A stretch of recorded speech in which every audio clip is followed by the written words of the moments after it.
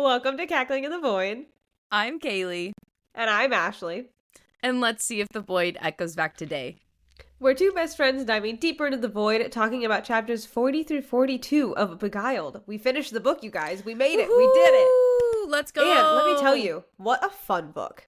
What a I fun know we need book. to finish talking, and we'll talk about our conclusion feelings at the end of this. But starting off the bat, what a fun book. I had such a great time with this book. I think it was very well paced. I loved how Kaylee wants to say so many things. I love how I know we talked about it during it, of course, how the training montages weren't just training montages, and it very much was progressing the plot. Yes. And I think things that like it also built the emotional turmoil of the book. Yes. More and I also than do love them training. Yeah. And I also do love how I just lost my train of thought. Sorry. This is why I didn't want to interrupt her. Oh, I remember. I do love how we got different POVs. That was fantastic. And I love how we were learning the world alongside Talia, but we still got a little bit more of an omniscient point of view. So we knew a little bit more, but we were still discovering things with her, but we knew the important things, so it wasn't like we're putting this in kind of in quotes for shock value. We knew it from the start. We knew the mating bond from the start. We knew she needed to marry one of them from the start. We knew these things from the beginning, where she is still learning them as we go, but then we're getting more pieces with her. So I thought that was very well done.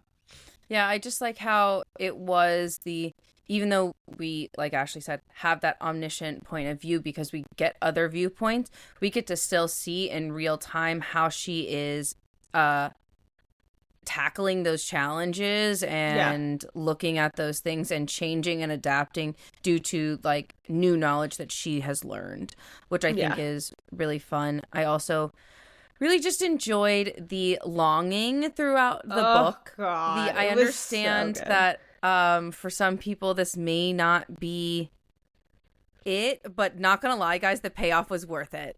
It was so great. I'm always here. I think that for these last chapters were everything. Longing feeds me. I was really thinking. I'm looking at all of my favorite pieces of media, and I'm like, yeah, it's the longing.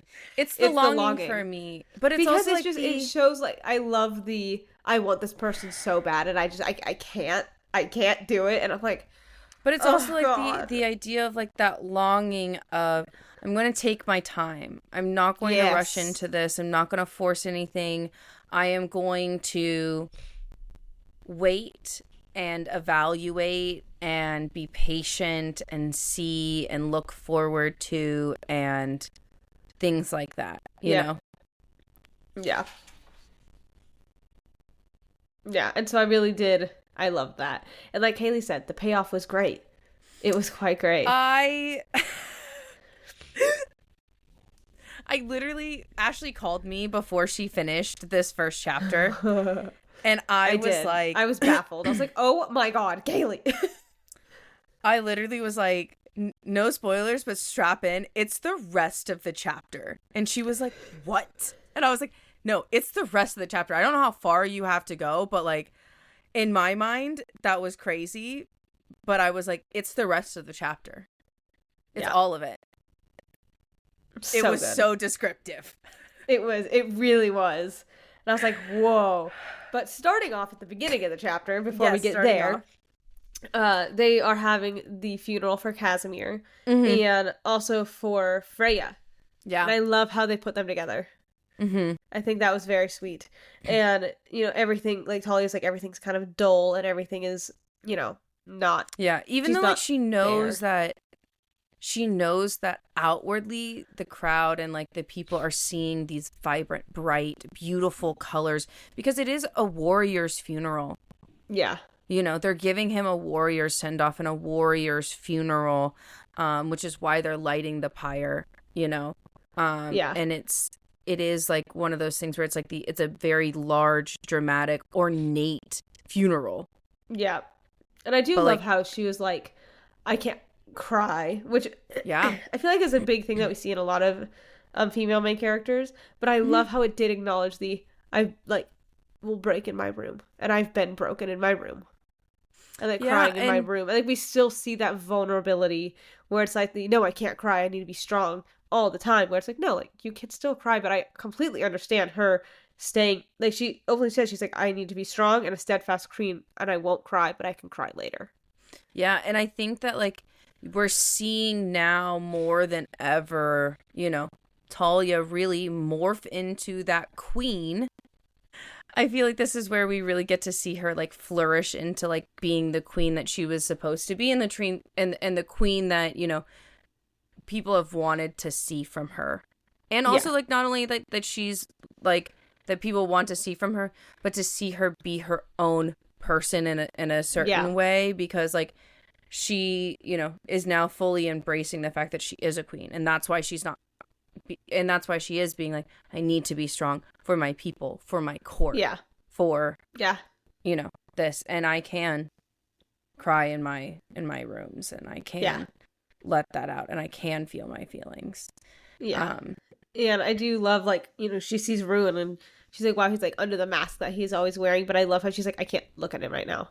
Like, grief, because she feels his grief, and like you know, she has her own grief and things like that, and she also is feeling a lot of guilt. And I love how she's like, well, Casimir died for me, but I'm in love with his brother. And I'm like, and I love that she's feeling that guilt, because she's like, I feel so guilty because also I never got to tell him. And I do love never how she got acknowledged... to tell him that I didn't love him the way that he loved me. Yes, I love how she, and like, is like, oh, like, I love him, just not in the way that he loved me, and I loved him as a friend, and I loved how they acknowledge that. And she's like, and I didn't get to tell him that, and I feel guilty for not being able to tell him that. And now I'm like, okay, do you think that if, so for instance, if Casimir, like, was alive and they all, like, you know, came out alive at, like, the end of, like, that thing, do you think that she would have told Casimir after she got, like, kidnapped, like, within, like, the first, like, 2 weeks, that, like, she had feelings for Rune? Or do you think that this cycle would have gone on for a couple of months? Ooh. Actually, though, what do you think? I think it depends on how the battle went. If he didn't die. Well, no, that's what I mean. Like, he didn't die. Yeah, he is alive. Let's say, like, and Rune's alive. Like, if, like, I think if it went how it went, where the shadows now go to Ruin, I think he would tell her. She would tell him. If that didn't happen, I don't think she would have told him. Okay, interesting. How interesting. What about you? I think it would have gone on for a couple months. I think she would have still been like, I don't know if I can like him. I don't know what's going on. Like, do I like him? I do think him dying was very necessary just to push her into her own person and into her own arc. And yes. Things but like I was that. Just like, I question that just only because, like, she's like, I feel so guilty that I never got the chance to tell him. But then it's so when did you figure that out, girly pop? And when were you going to tell him? Yeah. Like, were you going to tell him soon? Yeah. Or did you discover this? Here? Or did you discover this at, like, within, like, you know, like the week that you were, like, you know, in chains, and, like, you were like, actually, you know what? I actually, you know, like, I had a lot of time. I realized my feelings, and I think that I'm in love with Rune. You know? Yeah. Like, yeah. So, like, that's where I'm like, I like that she is feeling that guilt, because, like, that's very understandable. Yeah. That, like, you didn't get to give them closure, and you did not get to get closure either. Yeah. So. I do. I like that. And I liked also how, like, they kind of have, like, that silent, Tali and, Ruin have that silent acknowledgement of, like, this is sad. And, like, there is this sadness and, like, this. Yeah. Like, we knew what it cost the other. Yeah. And, like, she takes the fire and lights it. And I do love how it says, like, her breath hitched as she watched the fire take Casimir from her one last time. I did like that line a lot. And also, like, saying goodbye to Freya. Yeah, I also like that she, like, acknowledged, like, even though Freya was not necessarily a warrior, like, why they gave her this. Like, she was so close to her, and she wanted to honor her in a very different way, and, like, I think that was like a really beautiful thing as well. Yeah. You know? And I do love how she fought. And like she was Yeah. like something like steady to stay in my life. Yeah. Like she was a warrior all in her own way. Mm-hmm. Which I I do love how they did really that. loved that she was able to do that and things like that. But it's also like I love that like during the funeral, like she knows that everybody is hurting. Yeah. And, you know, it is very different to like do that. And then now we're fast forwarding a week later after the funeral. And she has not seen Rune either, and so because he's out in the Unseelie Court. Yes, he's the king there now. Yes, he is the king over there, and so now they are not in the same realm. Yep. Or kingdom. Is it a realm? Would we call it a kingdom? Are we just calling them courts? Same court. Yeah, I'll say court. Okay. So they're not in the same court right now. Yeah. But and so she's meeting with the council. Yes. And they're like, "Oh, you need to find a husband. You can't rule alone, and like you need an heir." And I was like, "Ooh." I did like before this. I just want to point it out that they reduced her guard now from 3 to 1 because Rune is the king of the Unseelie Court. But also, I like how even like as she's walking through the halls, it really says like with every fiber of her being and every step that she takes, she's reminded of the queen that nobody like that she would like dedicate her own path to. Yeah. Like she's reminded that she is the queen that she wants to dedicate her path to. Yeah. Like every step she's like stepping into that more and more and more. And when the council does say you have to marry, she's openly just says no. Yeah, she's like, no. And they're like, well, this isn't a choice. She's like, well, it's my choice. If you don't like it, you can leave this council. She's like, Rainier will be captain of the new guard. Yeah, and like, Taryn will be the liaison between the Unseelie and Seelie court. Rune will swear at her coronation. Yeah, and Rune has... Like, it all works. Yeah, and so it's like I don't need a king to be able to rule this court.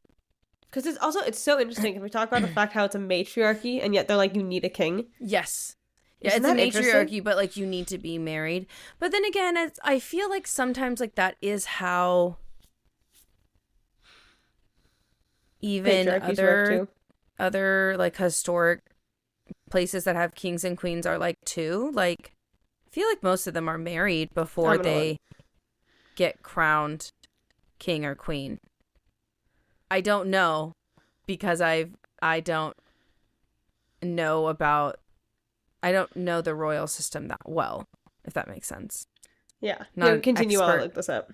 Not an expert about it, but it's just really interesting how the court is really trying to force her to get married still. Mm-hmm. But I love that she was able to stand her ground and really be the queen that she wants to be. She wants to shape her own destiny and change things for her to, for it to be more conducive for her to rule and to be this, like, type of person. And even though like she's having like this harder exchange with the council, it does say that she is disappointed that she's not seeing Rune there, that she's like, Rune missed the council meeting, like why is he not here? Like she was looking forward to like looking in his storm blue eyes, and I'm like, okay girl, I love that. Literally for you. Not gonna like one of those things, I'm like, I'm really glad that she figured out that she didn't like Casimir, but it's also like for me, I'm like, I don't think that she would have told him. I think it would have gone a little bit longer because I think she would have still been a little bit confused, because I think she gets confused because Casimir was like very forward with her and Rune's not. And it's interesting, like as we go on into like these, like the next part of this chapter, I'm like waiting for Ashley like to find this fact, because like I feel like that goes with like this little section more than. Okay, so you already found it. I love that. I did. Well, it's on Kodora, so it's someone responding to the question. Traditionally in history, do kings have to be married? It's very inconvenient when they're not, because the main goal of king is to hold on to power, expand that power if possible, and then pass it on to the next generation. Yes. I'm reminded of Ferdinand I of Bulgaria, a gay monarch who lived from 1861 to 1948. Ferdinand's greatest passion in life was to go on holiday to the island of Capri, accompanied by his handsome military officers and valets. He pranced around Europe in all sorts of tropical locations surrounded by good-looking fellows. Everyone knew Ferdinand was gay as can be. It was an open secret in Bulgaria, around court and within society, and yet he married the daughter of the Duke of Parma and produced 4 children because the king needs an heir. Yeah, I was going to say, they even mention it, really, it's like you need to have an heir. Yeah. Like, they mention it so in this chapter. So it's not more so, it's just it's for an heir. Yeah, it's like the insurance that your bloodline, that your line will be passed down, and that the court still has a consistent line of monarchs and not, a free for all once somebody passes, or if somebody passes suddenly, Yeah. But I also thought that was interesting, but I loved how she was like, no, we'll figure that out. We'll figure that part out later. Yeah. And then as well as like her being disappointed that Rune's not there. Yeah. She's like, sorry guys, Crescent says hi. Yeah, I know. She said hello. Hello. Hello. Yeah. But so then she does end up going to... Oh, and she's going to make Taryn plan the coronation. And look, we see Taryn again. Yeah, and Taryn is there, and Taryn is going to plan the coronation. And I love how he's like, it's going to be fabulous. It's going to be like the best coronation ever. And she like has to stop herself from rolling her eyes at him. Yeah, she's like, don't roll your eyes and don't smile. You just stand there. Like, just stand there. Don't like interact like you guys are like close friends. Because like this is like, in terms, like, Lady Seraphine's lessons really did pay off, because she does know how to hold herself and do this now. And also like the idea of like she can say no, The Lady Seraphine's like rules were like, yes, set in place like for how to act and things like that, but it also gives you slightly more legitimacy, so like when you speak, people listen. Yeah.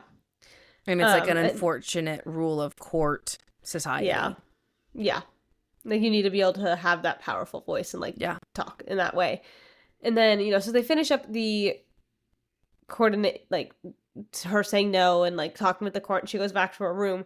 When I tell you, I gasped so hard when we walk in and Ruin was on her bed. I was like, oh, but it's just gosh. like the like, I don't know why, but like I imagine her bed to be like a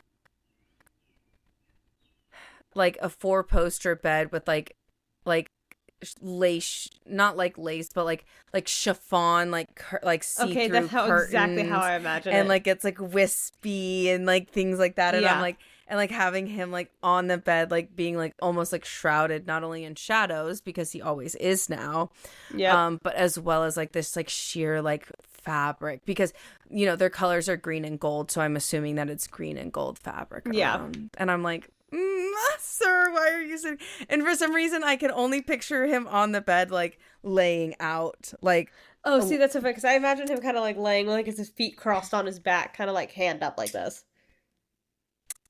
Like, I miss me. Like maybe like, yes, like that, but like slightly more on your side for me. Okay. Like facing the door a little bit more, because like I don't think that he's like. How interesting, because I imagine the bed. I first off imagine the room as like a circle. Oh, okay. A circle, and then like here's the door. And then you walk in, and then like there's like a carpet thing, and then like the bed is there. There's a little window and the bed is seat, facing the door though. Yeah.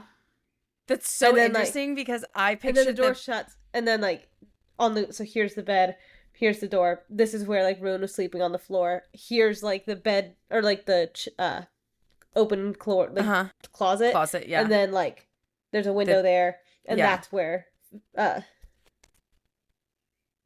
Freya was like on the floor. Yeah, it's like here's the bed, here's the thing, and she was right here, but it's in a circle room.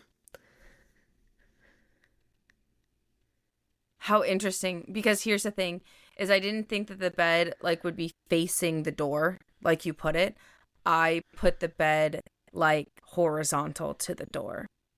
So like if you were laying in the bed, you'd be facing like the wall or the window or the wardrobe, not the door. I love how like this is why I like books. There's so many different ways you can interpret it. Me being like, no, I would not. But also I think like that's for me. I don't want to be facing when I wake up in the middle of the night, I don't want to be facing the door like that. Like if I sit up and I'm facing like an open like chasm dark hallway door, the answer is no, not for me, dog. Like I don't know, but like and the bathroom's that way. It's like bed, bathroom. Yeah. That's the thing is like I personally would never put my door like facing. No, I'm not saying I like it, but that's how I imagined it, which is really funny. Yeah, that's okay. So, it's just interesting that's how I like how with books you can like interpret it so many different ways. Yes, yeah. There's room for interpretation, especially when it comes to like surroundings and stuff. Yeah, descriptions of like surroundings and things like that. So it's like in my mind that's what it looks like. But no, I think either way is funny. Yes, I love that. I think either pose that he is in is funny because I know that he's not holding a rose in his mouth, but I feel like he should be. I agree. And so, like, she walks in and he goes, rough day. And, like, you miss me, Tolly? And I was like, oh, my God. And, like, he reaches out for her. Yeah. And I do love, like, the way the shadows make him much more tempting and dangerous. Yeah, I was like, girl. Oh. And he, like, reaches his hand out again. And, like, this time they, like, touch. And she's like, wow, like, there's, like, a rush of emotion. And, you know, he does say, he's like, I'm sorry, I haven't been here. The unseelie court has been harder to get in line. Mm-hmm. And I do love she goes, I needed you here. I love how she says it. Yeah. And, you know, I do also love how, like, she can't look at him. And I do love how she goes, she openly says, the day before I was taken, I had a memory. Like, and she tells him, until you told me you loved me. And she just, like, still couldn't look at him. And he goes, you remembered. And she's like, only a flash, but I remember how I felt and how I still feel. And he goes, and he's like, feel? How you feel? How you feel? Like, I love how we both did the same thing. Feel? How you feel? You still feel? It was just fantastic. I loved the way that he did that. He was like, how you feel? And I'm like, yeah, no fucking shit, sir. Like, literally. It's fine. It's okay. Yeah. And, you know, I do love how it's a hard thing for me to explain, but when I think about you, it's the only thing that makes sense. Mm-hmm. And I do like how, you know, he's like, hold up. And he's like, well, what about Casimir? I can wait as long as you need me to. I've waited for years. I can wait for years more.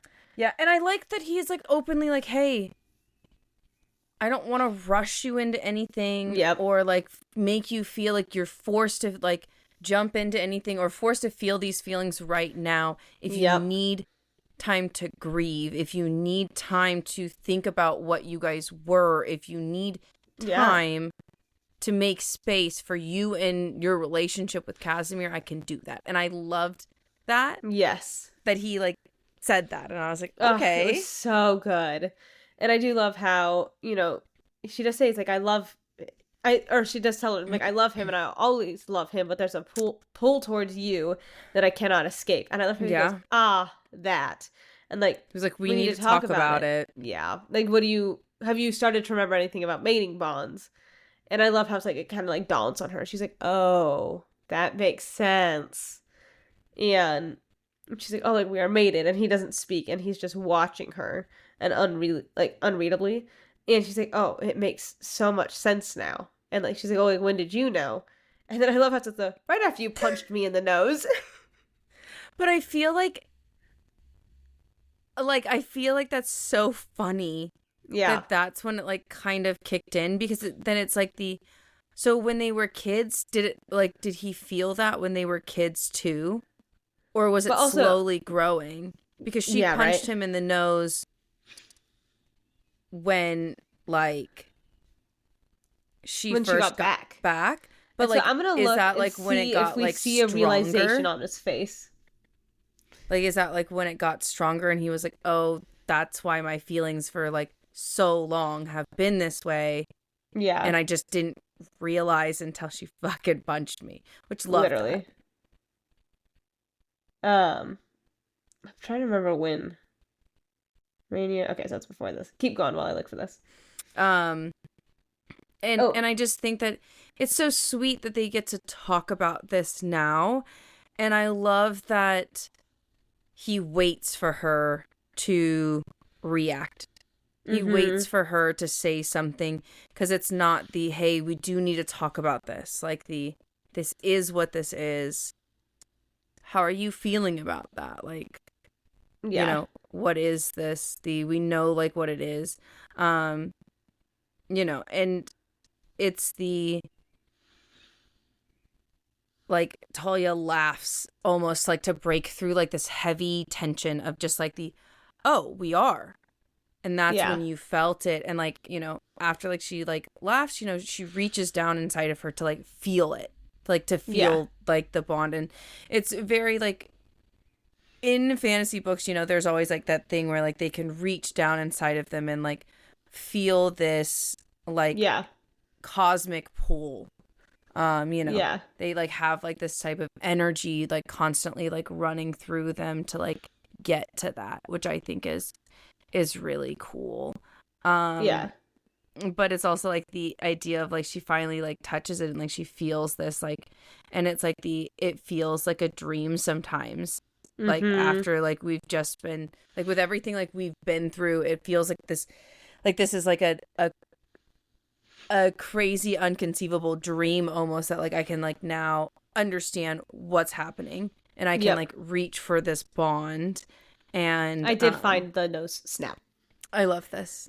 So this is back in chapter 15, I believe. Yep.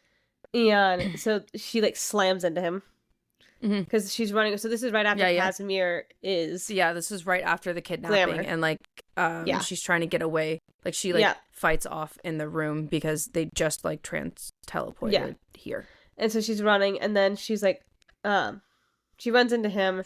The force of his gaze struck her with almost physical weight, and something inside her jolted in response. Something about the stranger was achingly familiar. And then it's kind of like talking about that. And the stranger's touch, so he does touch her. The stranger's touch was surprisingly gentle, though the heat of his skin against hers sent goosebumps creeping up her arms. His lips quirked upward in a half smirk, and Talia's instinct screamed at her, a mixture of confusion and anger rising in her chest. Before she could even think of trying to pull away, she balled her fist and swung. A gruesome crunch seemed to echo through the air as her fist thudded into his nose. His head snapped back, blood burst from the break, streaming down his face. And then the man staggered back slightly. He quickly reached up, clutching his nose with both his hands, his eyes flickering with surprise and fury. And he goes, "What the hell?" I mean, so valid. What the hell? What the hell? Why'd you punch see, me? like, we don't get his POV from that side. No. So, like, we're only seeing it from Talia, so it's understandable that, like, we didn't necessarily see the meeting bond from his side, but interesting how we kind of see it a little bit from her side.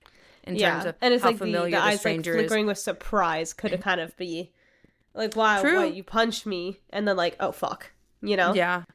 Yeah. And so then, you know, they're going, and I know I talked to you about this, Kaylee. I love how she, like, obviously this is like, he kept it from her, but I love how it's like she's using her logical side and going, okay, like, it kind of makes sense. Like, I'm glad you told me, you know, like, all this makes sense. And she didn't get mad and go, how dare you not tell me right away? How dare you keep this from me? It was very like the self-discovery, but then also it's like not only that is, even if she was like, why didn't you tell me? I'm sure that he would say, I mean, you were engaged to my brother, and I felt like it would complicate things for you if we talked about it.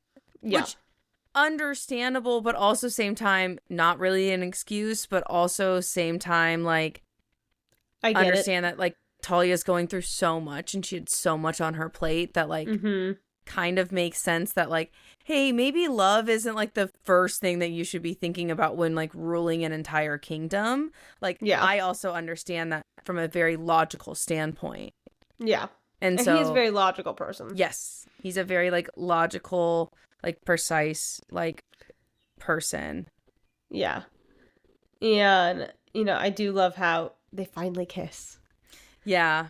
And your notes are hilarious, so you took these notes. I'm going to let you take over. I did. I took these notes, and it's they're kissing. They're kissing a lot. Like, because I don't know. I didn't know what to put, because I was like, okay, it's getting really descriptive, but it's like they're kissing now. They're kissing a lot. And then like I was like, they stopped now, and their foreheads are just touching, and now they're kissing again.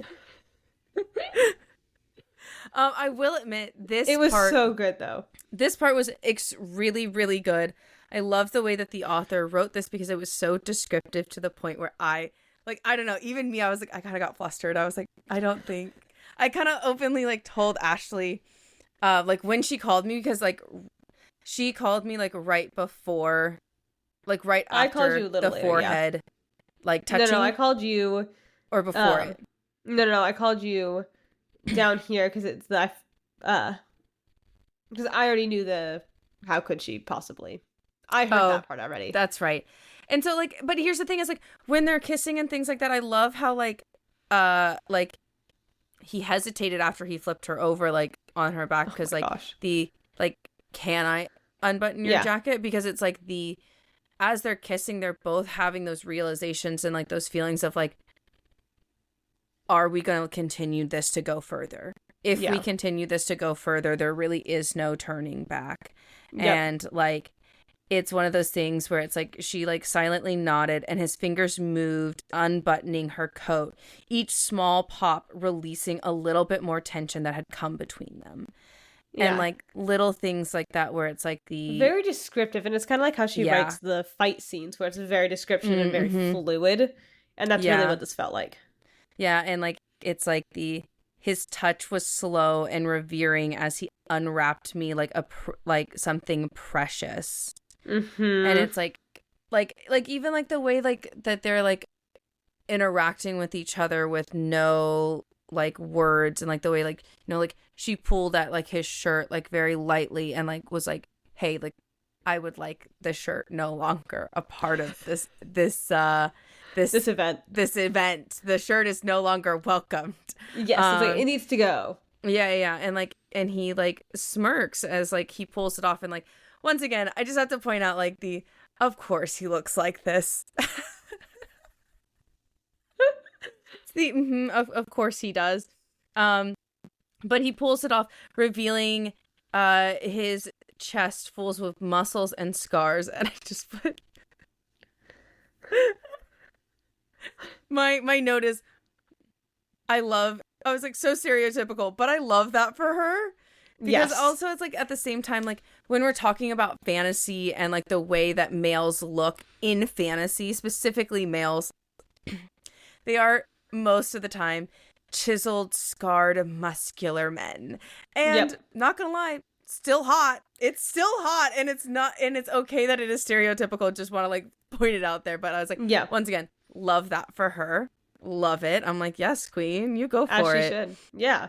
Yeah, and over time, like they're like the kissing becomes like more urgent, and like it is like really said, like the floodgates are open, the outside world melted around them, and the only thing that like they just like consumed each other. Like that was it. That was the only thing like in their field of vision. There wasn't anything else that was like happening around them, which I think is like such an intimate way to put it, especially when you are in such a chaotic like force-filled world, you know.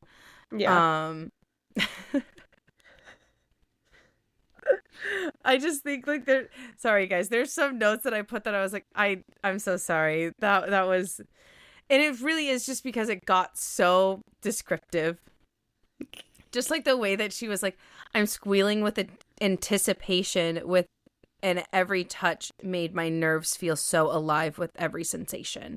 And I'm also, like, the way he took off her boots, I was like, oh, because he grabbed her leg and like put her foot against his chest and slowly unlaced her boots. Yeah, and did it with both ones. And I'm like, wow, good for you, sir. Yeah, like because like the way that he did it, and I'm like, it's the putting it on his chest to undo it instead of like just doing it on the bed too. Yeah. It's like putting it on your chest and like obviously we can all imagine this. She's laying on her back on the bed as he's doing this. So she's looking up at him. And I'm just like, wow. There's multiple things about this part that I was like, this was worth it. I don't care, guys.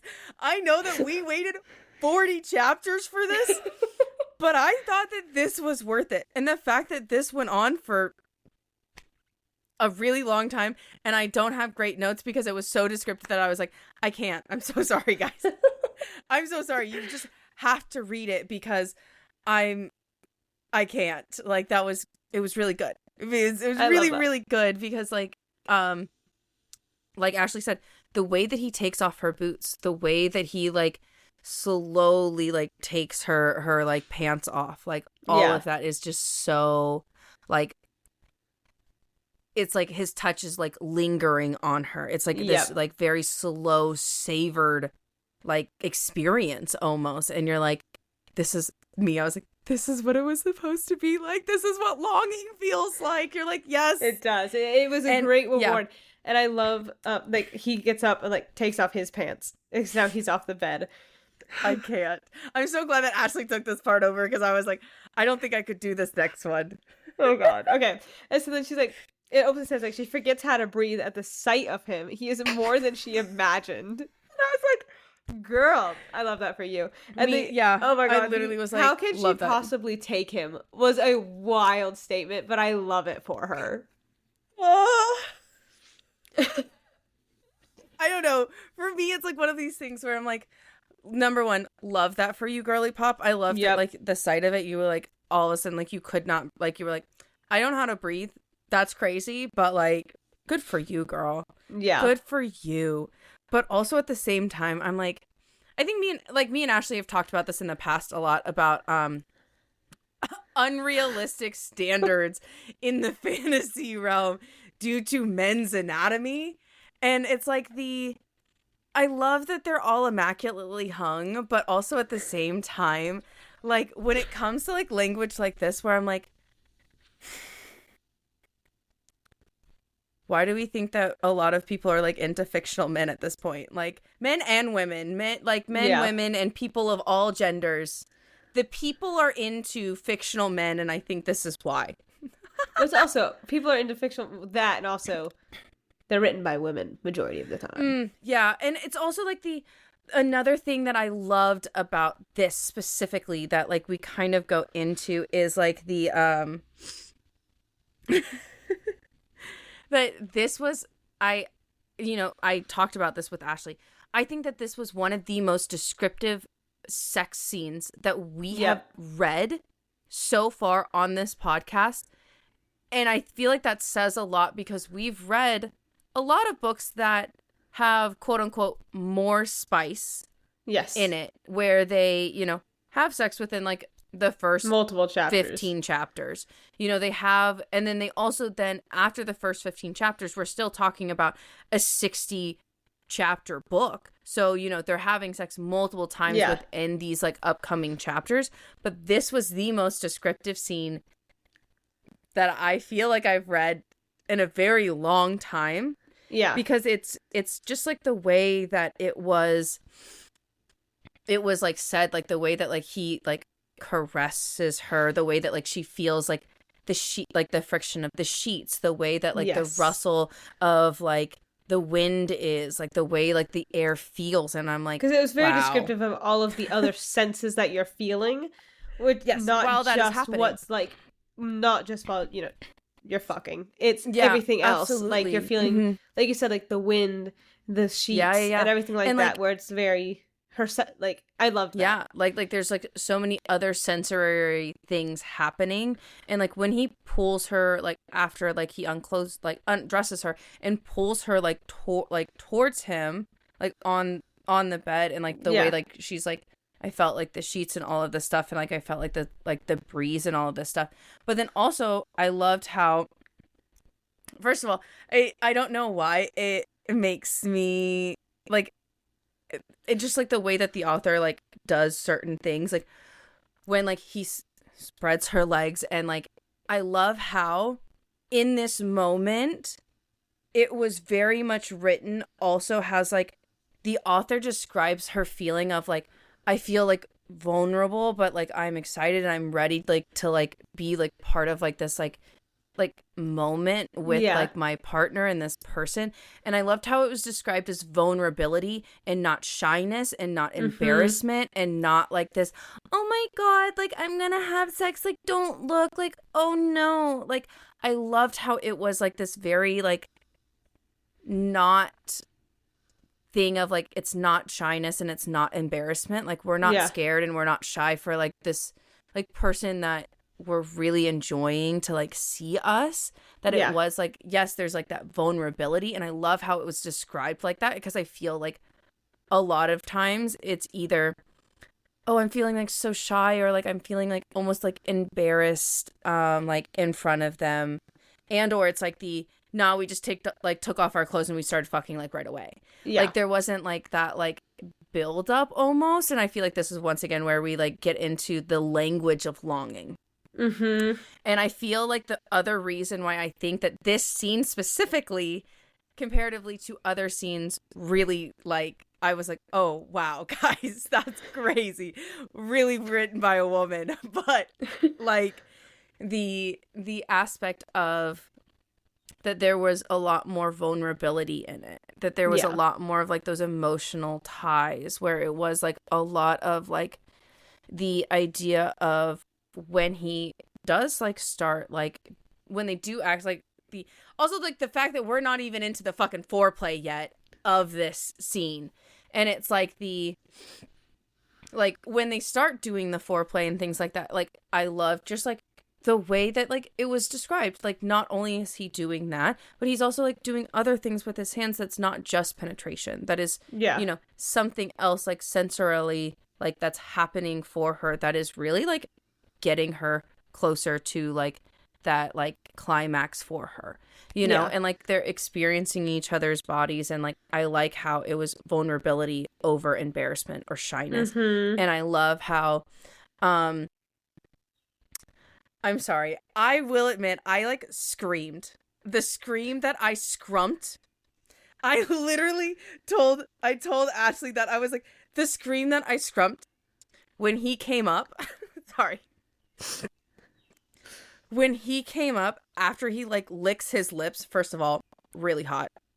Second of all, I do like how this author, I'm just going to say it, I like how these sometimes it does like feel weird when you're talking about like on a podcast or something like that, but like in an intimate moment, like I know like this is like language that is used like quite often, but it's like I kind of like how the male characters are like, you're so wet. I kind of like that. Like I'm like, that's so like oh I'm like, yeah, no, actually I like that. I'm like, because it is that I was like it is uses, I don't know if jarring is the right word, but it is like whoa, because it's it's something that you do use in like that way when you're like in that intimate moment, but it's not something you really hear in a book very often. Yes, and because I feel like it is kind of like it's kind of like hearing the word moist. How like some people are like, you know, and it's like some people are like, oh, where it's like this, it's like it is in that intimate moment and you're feeling all of these things, and it's that, you know what I mean? Yeah, it's also like one of those things where it's like I like that the male characters are like acknowledging that it's okay it, or for like a woman to be turned on. Yeah, and it's like there are certain like, and I think like that's also that right there is I think the main reason why I think I like that language in it, even though like every single time it's said I'm like, oh wow, and like I know it's crazy, but I go, oh wow, yay, good for her. Like I love this for her. Because it is, I feel like it is hard, because it's, if you kind of look at books and everything like that, yes, like the especially fantasy pleasure. Books, yes, the woman is getting pleasure, the woman is getting these things, but it is kind of more focusing on the male and things like that, if that makes sense. It's I just feel like the language is like less descriptive, only because we're using that flower language, like, oh, the sheath, the shaft, like you know, like he unsheathed himself, and I'm like, dude, just like we know. And then like then it's like the like, oh, like he's like close to the the core. core, and like the apex is like building and all this stuff, and we're getting all of this like really like flowery language. Yes, but I love the fact that like, you know, a woman getting wet is, number one, extremely normal. It's very like, I was like, I think that it's hot, but like that is just like a me thing, and that's why I think I like to hear it in a book. That like, this is like what's happening, and I'm like, I'm here for this. I like that. Yeah. And I like that it is said like that. But that is not the scream that I scrumped. The scream that I scrumped, the girls are also like, yes. The scream that we all scrumped. Yeah, they're playing on the stairs and in the bedroom. That's fine. Yeah, you know, they're just having a good old time. Yeah, the scream that I scrumped when he came up, licked his lips, and she said, I need you, and he said, yes, my queen. And I was like, yep. Because the way that the way that I imagined it, he didn't come like fully like up, like he's like, his head is still like down there, and he just like looks up at her from that area, and I'm like, yeah, no, I'm sorry, I cannot anymore. I was like, the scream that I scrumped, I was like, I can't anymore. And then the way that he picks her up after this, I was like, the scream that I scrumped. Because he picks her up and like puts her against the wall. The scream that I scrumped. Kaylee is flustered. Yeah. Because I was like, yeah, that was hot. Good job. But also like, once again, written by a woman, because of the way that it's like described about the way that he touches her. Mm-hmm. And I think that for me was like loved it. The way that he touches her and the way that they touch each other, I'm like, yeah, that was great. Good job. I think that it was worth the 40 chapters. I think it was. But I also do love how the longing, I was like, so worth it. And I do love how you kind of said where it's like this chapter did very much continue that longing language that we're getting throughout the book. And it's I love that. I think that also, like you said, it's like what makes longing so good is that continuation of the longing, even after the continuation of the longing, even after. It's so good. Like, because I know that, like, for me, not that I get disinterested once they have sex or something like that, but it is like it can be, and it's like this time I was like, no, this is good. This is good. Yeah, because like, you can, after a certain time, like, be like, I don't really care, just fucking get over yourselves, because you're not actually going to talk about the goddamn problem. You're just going to fucking, it'd be okay. But we all know that it's not. So, like... Yeah. But even then, like, let's say... But this is very much not that. Yes. Which I also think made the scene different for me, was this scene wasn't the... Okay, yes, Casimir died, and they had the funeral, like, a week ago. But it was also, like, one of these things where it's like they're not under attack. Currently, right now, there's the largest amount of peace that both kingdoms have experienced. Yep. In decades. Yeah. And this is like more of like this like fruition of like happiness and peace and things like this. And, like it's not they're done under stress. Yes, and they're not doing it in a desperate format where they're like, we might die. Like, we're going into battle and we might die, and so like we just like, I just want to feel you like one last time, or like have this experience with you. Like, and I think like that's also why for me this moment really changed. Like, this was like a very like a guys. Yeah, for sure. Same. You're like, oh god. For sure. Same. Yeah. And I do, and it's like, at first I was like, oh, like Casimir just died and we're doing it now, but I was like, no, like they're at peace, kind of like you said, and I was like, oh, that makes sense, and like it makes sense. And I do, and it wasn't like I mean, obviously they want each other, and it's not like a desperation thing where it's more like a no, we both want this, and like we've waited long enough. Yeah, and it's like one of those things where it's like them like continuing to like do this and like having like that physical connection. And me and Ashley, once this chapter is done, we can talk about a little bit more about that. But like, you know, it's like after like having this physical connection and like the spark is like deepening, like the realization like she wanted him and she's always wanted him, and she's like, and like she doesn't want to go back. Like this is it. And like and like she also like is like how much she's like wanted him, how much she's always wanted him, like her king, her mate, her undoing. Yeah. And I'm like, girl, the fact that word is there, I don't know. It's I gonna know. be crazy. And it's the bond does snap into place at this point, and like she's feeling tons of emotions. Yeah. But I do love how they both climax, and there's shadows, and he says mine, and then they retract. Yeah. And like so the shadows like, leave. And now they cuddle, and she's like, oh, like, I feel really safe with you. And then he says, like, whatever comes next, we'll face it together. We'll face it together. Yeah, and that's where the chapter ends. But I really wanted to point out, I'm like, how interesting that he says mine, and like the shadows like go away, and I'm like, are the shadows trying to take her? Because we know from the king saying, I'll have her eventually. Yeah. And so I'm like, oh, I think he was telling the shadows. But then also, if we think about the prophecy, how the prophecy tames the shadows. Yeah. Like the sunlight, the flame tames the shadows. Yeah. So I think it'll be very interesting to see like where we go from here. And chapter 41, we're now 2 weeks after the fight. Yeah, like the fight in like the Unseelie court. So probably like a week after they had sex. Yeah. And like now we're at the coronation. Yeah. And like, they're holding, these magical staffs and magical items. And mind you, this coronation is so ornate. It's like, it's draped in emeralds and gold and flowers and these like, ornate like statues and all of these things. And there's, crowds of people here because this is obviously a public coronation. This is in front of her entire court and the kingdom and things like that.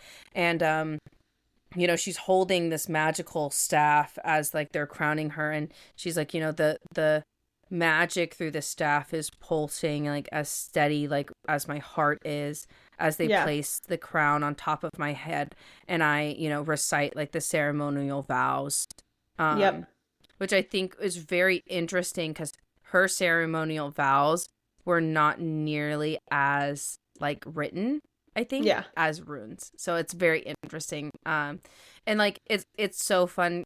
Like, it's so interesting that, we see, like, this, like, motif, especially, like, with shadows being involved. Where it's, like, once she becomes queen and is crowned and is finished saying her like, queenly vows, basically, Rune steps out of seemingly nowhere. Yep. He just materializes out of the shadows, steps in front of her and offers his sword and pledging, like, her, and pledging his alliance. Interesting to note, I was like, I don't know if we can find like his pledge to her, because his pledge I think is really interesting in terms of what we're going to see, and like I guess like kind of what the promise is, and like where like even like where this chapter ends. I think. I got it. All right, go for it, kid. I, Ruin, king of the Unseelie court, pledge my fealty. Thank you. Yeah. To Queen Talia, rightful ruler of this land, my sword, my strength, my life are all yours to command. I will stand by you in battle, shield you in danger, and serve you in loyalty until my final breath. Yeah. And the fact that he's like, I will shield you in loyalty in my final breath. And I think that's very important when we go down to like the next, like towards the end of the chapter. I think that all like what he said, I think is going to be extremely important even later on in the series. Yeah. But also interesting to note, he's not wearing the Unseelie colors of black and silver. He's wearing Talia's court's colors. He's wearing his original colors. He's wearing the Seelie court's colors of green and gold. So they match, and I kind of love that. I feel like all of my friends know this, and by now, like, all of our listeners know this, but I am a sucker for, like, couples that, like, kind of match. Yes. Like, I'm like, I kind of love me, like, a little matching thing. Like, I love, like, the vibe. Like, even if it's just, like, there's, like, literally, like, nothing, like, on you that actually physically matches, but if the vibe is the same, I'm like, I like that. I like the little match. I like that. I like that a lot, you know? It's cute. Yeah. It's a very, very cute. And, like, I just think like that's so fun. And I like how like after he pledges like their alliance, like they walk hand in hand to the dance floor and they to dance. finish the coronation. Yeah. And then to dance. And I'm like, oh. And then to see them dance here comparatively to how we saw them dance at the winter solstice. Yeah. And to see how, like, engulfed in each other they are. Because even Talia's like, once we started dancing, like, everybody in the room, like, fell away. Mm-hmm. Like, they just saw each other, and it was just the, like,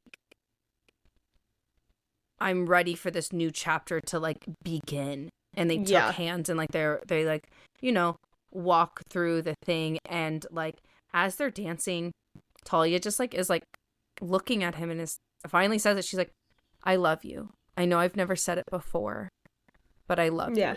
And he was like, I love you too, Talia, with his voice breaking. He says, I've waited so long to hear those words from you. And it's like the, like, you know, she, like, and he, like, openly is like, you have me. You'll always have me. And, like, I like how they hesitate.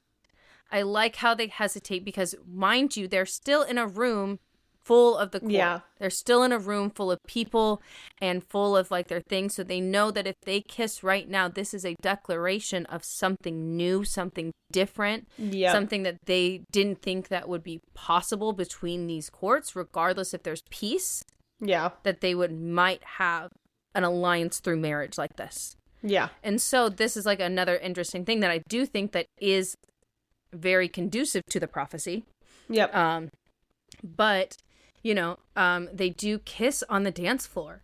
And it's like they describe this moment as they kiss, like, there's this, like, undescribable, like, euphoric feeling, almost like the room, like, falls away. They're in each other's own worlds. And then all of a sudden, this hooded figure rushes forward with unnatural speed, holding a blade to thrust it towards, you know, Talia's chest. And Rune steps in front of her, and his hands, like to stop it, like, and, like, reaching out with his ice, but he wasn't fast enough. And when this happened, I was like, because they were dancing, I'm like, oh my gosh, this is such a cute, like, finale. This is so great. And this happened, I'm like, oh my god, it's like the last two chapters. Me, it's like the always. I did put in my personal notes, I did just say, like, why am I not fucking shocked? He's not goddamn Speed Racer. Of course he didn't stop it. Literally. Like, it's like one of those things where it's like I know this is going to sound bad, but, like, he wasn't fast enough to stop Casimir's. I don't think he's going to be fast enough to stop this one. Exactly. You know what I mean? Like, it's like, the expectation is low. Yeah. And, like, I do love how it's like, it still hit her. Like, it cut her side. Yeah, it cut her side. And the Ruin does kill him with ice, like an icicle through the heart before he could strike again. And his voice is, like, thick with, like, a tremor. Like, he's scared, and he's like, hey, we need a doctor. We need one now. And, like, they're kind of going. And she was, like, really slipping in and out of consciousness. And he's like, please hold on. Like, hold on. And, like, ignoring anything that matters, only trying to find a healer. And, like, everything was blurring around him. Yeah, yeah. So did we slip into his POV? Like, yeah, we did. Okay, that's so what I thought. So it's very interesting because right here, once Talia gets injured and we are, like, she's, like, nodding in and out of consciousness, like, once we get into this and, like, Rune steps in, we immediately kind of switch into his POV. Yeah. And, like, he wants to teleport, but she's too weak to teleport. Yeah, but, like, and that's why, like, he can't, like, they can't teleport because, like, she's too weak. Like, she won't do it. Yeah, and they do find a healer. You know? And they kind of go in, and, like, I do love how, like, that one healer, like, shockingly goes, like, she's lost a lot of blood.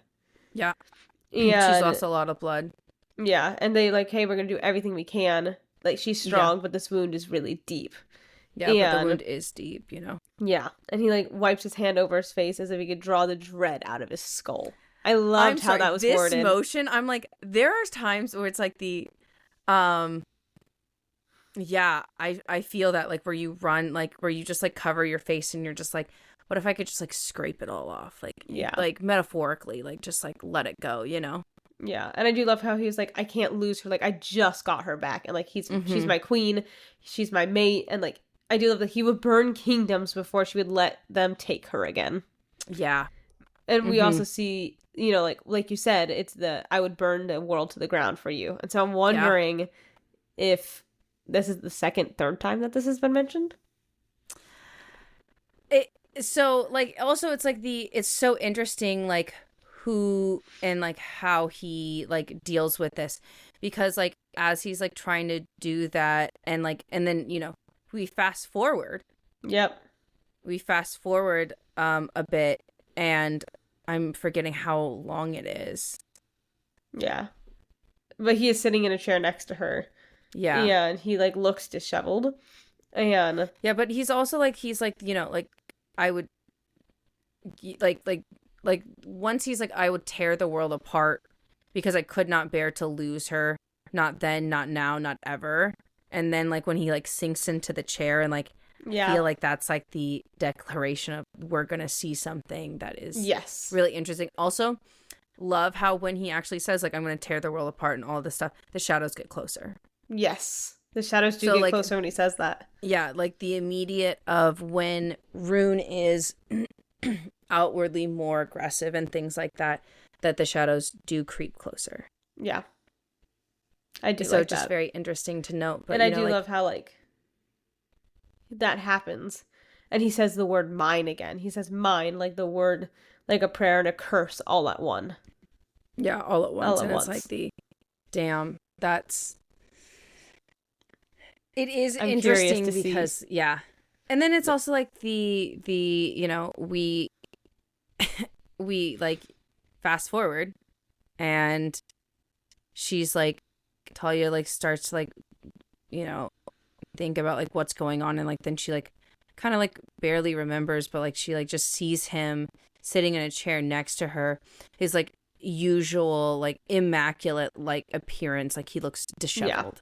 He looks like he's hasn't slept in days. He looks like he is just aching, not doing hot. You know, not doing great. And like Talia like really starts to think about like what happened, and like she feels like the ache in her side, and she's like, what did happen? Like she obviously knows like a little bit of like what's happening because she's in a hospital bed and like that, and she's like, you know, who did this? And he's like, I dealt with him. It was close. It was too close. And she does ask like, who is he? Who sent him? Like is like, are they still a threat? And he openly was like, we believe that it's the Bronic time, probably. He doesn't because know. I like how he said probably, because it's like they don't actually know. Yeah. So it's like they think that it's the Bronic time, probably, and this was one of their attempts to finally get you off the throne before the like coronation really set in. Yeah. And then like she does say like, are they still a threat? And he said, I have dispatched most of them, but some may have slipped through the cracks. Yeah. And she's like, what about Draven? He's like, I dealt with him personally. Like Rune tells her that like, I dealt with him personally. Like, don't worry about him. Mm-hmm. And like, which again, we're kind of seeing like that if we go way back when he goes into the chambers. I'm guessing, like, you know, that's I dealt with him personally is kind of dealing with him. But then also it's obviously like we don't know for sure what happened in those chambers. Yeah. But that's also my like guess. We see that Rune would also take Draven's betrayal more personally. Yes. Because Draven was one of her guards, was somebody that they trusted so much, probably trained with Rune for so long. And even Draven like gave Talia advice in like the first couple of chapters when she was like, oh, is Rune always this intense? And he's like, yeah, he can be, but also like could be good for you, you know? Like, like all of the people who challenge him like know that this is good for them, you know? Yeah. And I do also love how when, you know, after that, she does kind of acknowledge, he's like, Rune is a man that thrives with control, and the fact that he doesn't know if he got them all and he didn't get them all is like gonna like it's killing him. It's actually killing him. And I love how she's just like, you've done enough. You've saved my life. And then I like how he's just like, he is once again like, you see like that control, you see that like anxiety almost, where he's like, well, it shouldn't have come to this. Like I should have done more. And she's like, you're not invincible. Yeah. You're not invincible. You're like, once again, you're not invincible. You're not Speed Racer. You're not like, you're not the Flash. Like, I'm sorry, but like, I do love how I think also, I think the big thing is like, she is still so human. Yes. You know, Yeah, like she's still so human, and it's just like you're not invincible. Like you, and I love that. Yeah, and I also love if we kind of like look back. It doesn't seem like these Fae, and like at least in this world, like yes, they have healing properties, but it's not like we've seen before. Yeah, they do. They feel much more human. Yes, in they a lot of feel ways. much more vulnerable in battle circumstances because, like, you know, we've, you know, our experiences, at least on the podcast with quite a bit of Fae, is just, you know, them like healing within like a couple of hours. You know, Yeah, they're like Fae magic being so like good, strong, that and so strong that, like, you know, they're healed within a day. Like, yeah. you know, we're not like spending a week in a coma, you know, like that's not happening in those books. And so it's like the fact that it is taking much longer, the fact that that is happening, you know, and the fact that she's like, what matters is that I'm alive. And like, she saw like the guilt and like and she sees the guilt and the burden of all of the threats that face her that he's putting onto himself, and like she sees it like in his eyes and things like that, and he's like openly like, he's like, you're too important to lose, Talia, not just for this court, but like me, like I think that you're too important to lose. I don't care about the court, it's for me, you know. And it really is like the like, she's like, okay, well, if that's so important, like I need to get up and I need to go and like do something, and I like need to be active, and I need to be like more like, so valid, girl, participating in this thing. And he's like, you're healing, and that is not nothing. Like, you are doing something. You're healing. I love you're actively how he said that. Healing right now, and we don't need to get up and we don't need to go do like 80 different things right now. Like, we you're don't doing need to something call a right council now. meeting. You're doing something right now, which I love to hear, because I feel like a lot of times when we're in like that circumstance of like people like healing and things like that, it is the, you have 50 other things going on. Yeah, we have 50 other things going on, so like we have to get up and like we can't rest, we can't do that. And I love how like he's like, no, you are doing something, you are healing, and like and just acknowledge, not thing. even just the fact that no, it's fine, I'll go do the things for you. It's acknowledging, no, like you are doing something, you are healing, you are resting your body, like, and really acknowledging her, and like knowing that that's what will like make her feel better, you know, and like it's true.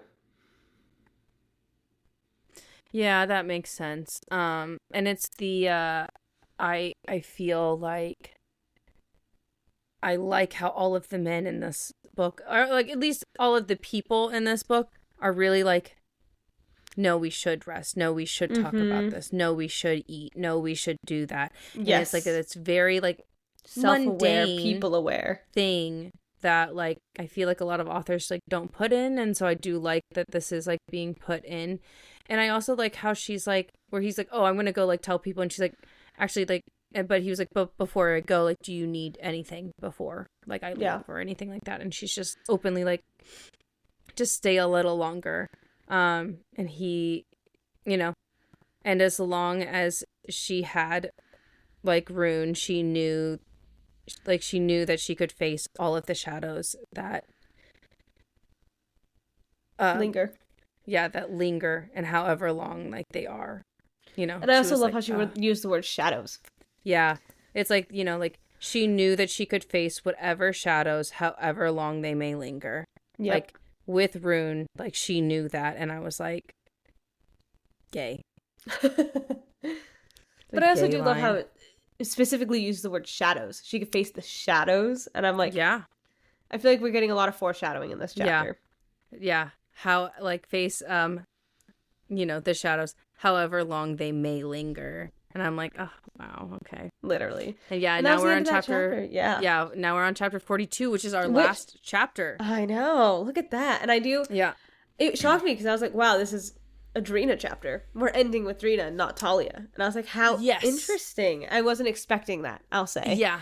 And so, you know, we're in Gina's room in the castle, and I love how she's like, wow, like, it's so lavish, and it's like, it felt so foreign from the cramped, unseemly sleeping quarters that she was used to, and she's like, but also like the fact that like room. She had to fight for like that little closet space that she had. Like she openly was like, I had to find it, like I had to scout it out and find it and like fight for it, basically. Yeah. And now I'm in like this lavish room that is like almost too much.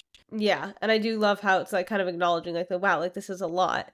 And how, like, obviously in technicality, it's like that's going to be more comfortable than sleeping in a closet. But it's not your normal. And so it feels weird. And you're like, that's a lot. It's like too that much, really like foreign feeling of like, is this my life? Is this reality? Is this a dream? Because like openly was like, she looked out, she was like looking out the window and like she felt so normal. Yeah, she's like looking at like sword fighting. She's looking at two kids playing and like stuff like that. Yeah, and like it was like one of those things where it's like she's never felt normal like that. And like and after, I do love how like she like got up.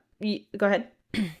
No, just like like after like just like she could feel silence, like she could be in the silence. And I do love how it was kind of described like the silence is closing around her. And I do love how she's like, wow, like I miss Rainier, and she was like shocked. She was like, missing someone is not something I'm allowed to do. Like she never let herself linger on someone with them like long enough for them to matter.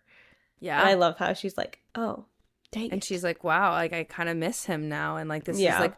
This is like a very odd feeling that like she does miss him. Yeah. But I think that it's also like a beautiful feeling for her to have, because like she's feeling like this sense of normalcy. She's feeling like this sense of calm. Yeah. And like not only that is like when he comes back and like, she never met herself here, and she never like met herself like for the first time in her life. She like really does feel safe, and like she's never felt that way. And it's like she's also never felt a sense of belonging until she like kind of met Rainier almost, where it's like and I do love how she also is like, oh, like I'm kind of liking trying to be friends with Talia, and like she's like, I'm still not, and like she's wearing like silk and stuff. She's like, I'm still used to leathers. Like this is weird. Yeah, like it's odd that like the fabric is not scratchy. It's odd that the fabric is not scratchy. It's odd that the fabric is not irritating.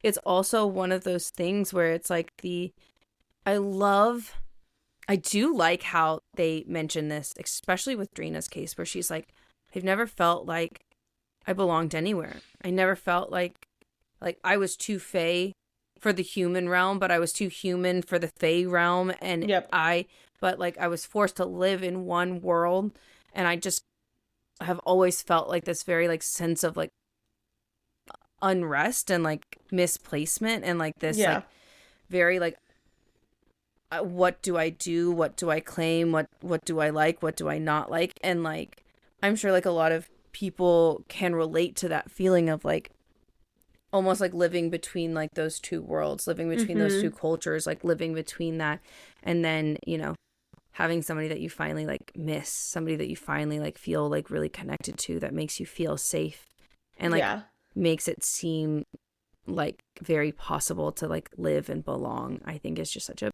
beautiful music. It's such a beautiful. Yeah. And then but I also love how she's like, I hate it. I know, she learns like, I hate this. Still staying true to her character as she's having these realizations. Yes, and then I love that too. Renier's at the door, and I do love how she was like, hey, I just want to check in since you've been quiet since breakfast. So like noticing she's not talking as much, and noticing these small things. And I love how she says like, oh, like I'm just thinking.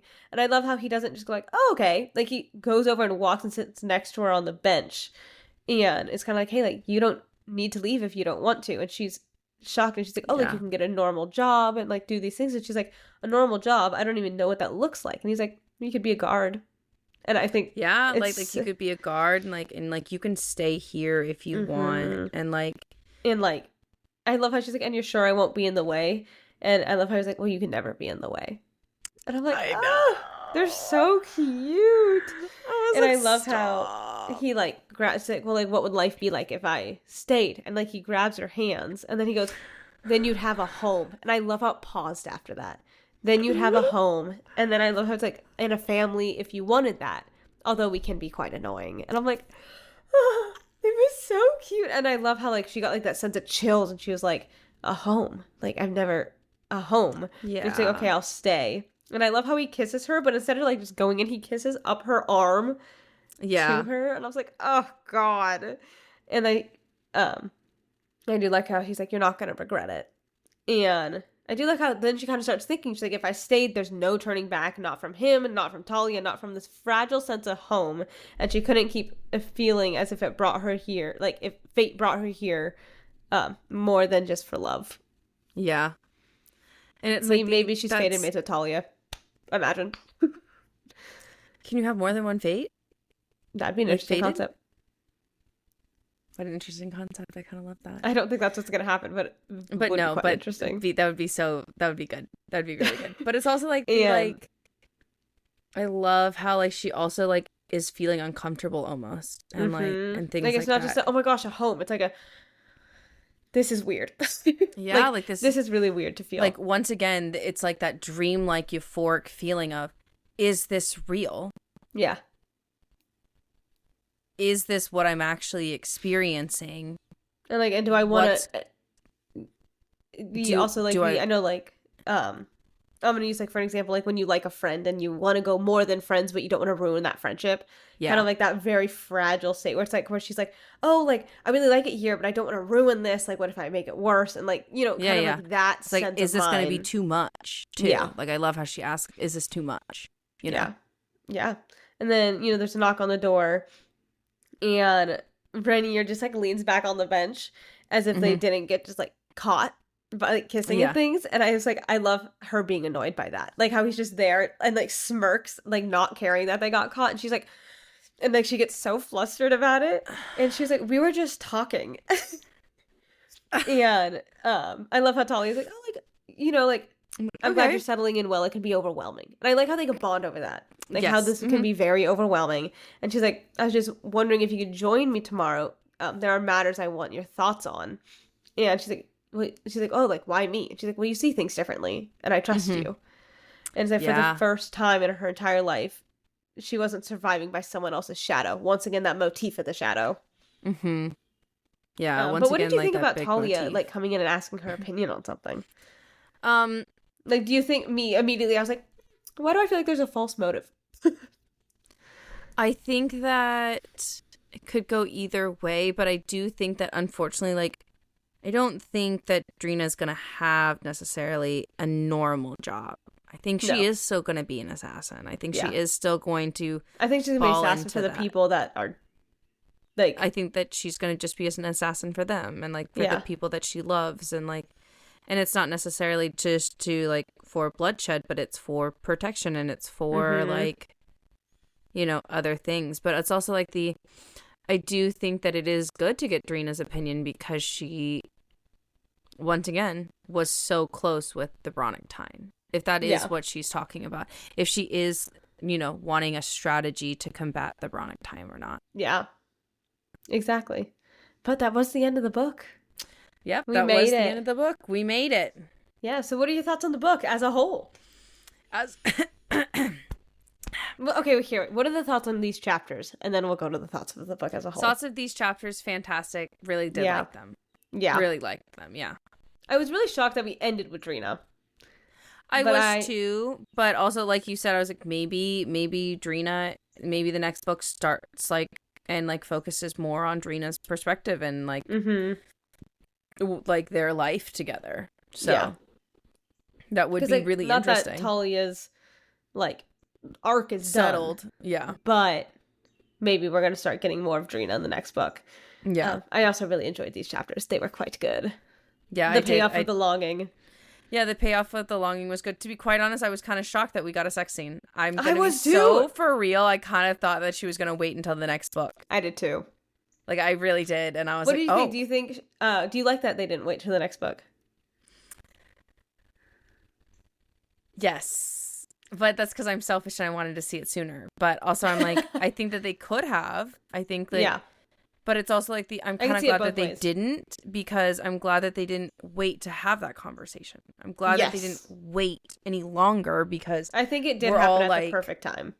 We're all like, you know... But then also, it's like it was the perfect timing in certain terms. Like, and again, like you said, like it happened during a happy, like there was no threats and it was that. Like it really was the perfect time for that to happen. So I'm happy it happened then. Yeah. But what did you think of the entire book, Kaylee? I liked it. I think that for me, especially like in terms of first books, you know, everybody knows that like I rank my first books like a little bit like lower, but I would say that this is honestly the read in terms of like what it was like and like how like the storyline went together and like the build and all of it. I would definitely put it at like a 6.5, 7. Yeah, I was which is 7. like definitely higher in terms of like. You're a pretty rough grader. That's crazy. I mean, I'm not the nicest either, you know. but I would say like about a 7 is what I was thinking, and that's really high. Yeah, and I, because I do love, once again, there are aspects that I love about the book, and there are obviously aspects that I thought could have been either more embellished or like unnecessary to the book. I do wish that like, you know, there was like maybe a little bit more time with the council. I do wish that there was like a little bit more time in like certain people's perspectives that like we didn't get in this book, but that doesn't mean that we're not going to see that in like the next book. Yeah, because I feel like the world building in this book was like, very good. Lifelong question of where is Taryn? Please. Like, you know, literally. Where is Taryn? You know? But I think that this book did like kind of like you said, like I kind of wish we got more time with the council and things like that, but I understand why we didn't. And yes, I understand like why we didn't. Because we honestly, were learning this world with Talia. We were learning all this. So I'm guessing in the next book is when we're going to get more into the heavier politics and the heavier and things. I was going to say that. I was like, I liked that this book was very heavily on the emotional connection between the main 4 characters that we are going to see coming up. Like the main 4 characters are going to be Talia, Rune, Drina, and Rainier. Yeah. And yes, Taryn is there, but he's not part of like the main 4 that are going to be making the biggest decisions and probably going to be making like the biggest like alliances or things like that, or being maybe sent on like the biggest of missions, you know. Yeah. And that's why I'm like, I think like you said, like the emotional connection in this book between the characters was so good. Do you think the Bronic time is gonna go into like the human realm and kidnap Kay? Ooh, that'd be good. I do. Once again, we're still like I want her back. Like I just want to see them. I just want to see. I want to see. Dang it! I don't. Have you seen Star vs. the Forces of Evil? Yeah. Oh, really? Yeah. Oh. Imagining. It wasn't my favorite, but like yes, I've seen it. Okay. The ending. Yeah. But don't even get me fucking started on that goddamn ending. Literally, but they shouldn't have been together. Huh? They shouldn't be together. I haven't seen it in so long. I can't give my opinion. No, but that's my opinion. I think it'd be interesting if we see the worlds start combining a bit. Yeah. Colliding. I think that would be so good. And that's why I was like the ending of Star where we see that. Yeah. I think if it's done correctly, could be very well done. Yes, and I think could be very, because we know there's holes and people are getting through. Yeah. Absolutely. And so I think it'd be interesting if, okay, now it's getting bigger and now they're colliding. Now we're seeing humans in this realm and we're like, what the fuck is happening? Yeah. And so I think that would be a really interesting way for it to go. I also agree with that. Yeah. I'm very excited. I am too, but that was so lovely. I'm so glad we read this book. I know. We're going to be doing a quick break. We're going to do one episode of, it's a book called In the Tall World. It's a sequel of In the Tall Trees that we read back in February. And for our horror February, I think what do we call it? Halloween. Thank you, that. And so we're going to be doing it wasn't a very big love book. It was just we wanted to read horror in February. So that's literally exactly what it was. And so we're going to be doing that for a quick break. So one episode and then we're going to jump back into the series and read book 2. So that's going to be really exciting. We're so excited. We're very, very excited. So make sure you guys... Any big predictions? No. Yeah, we just got to see what happens. Yeah, I'm just excited to see what happens. I guess big predictions. I don't think that Drina's going to have a normal job. I think Talia is going to ask her advice about how to combat the Bronic time. Yep.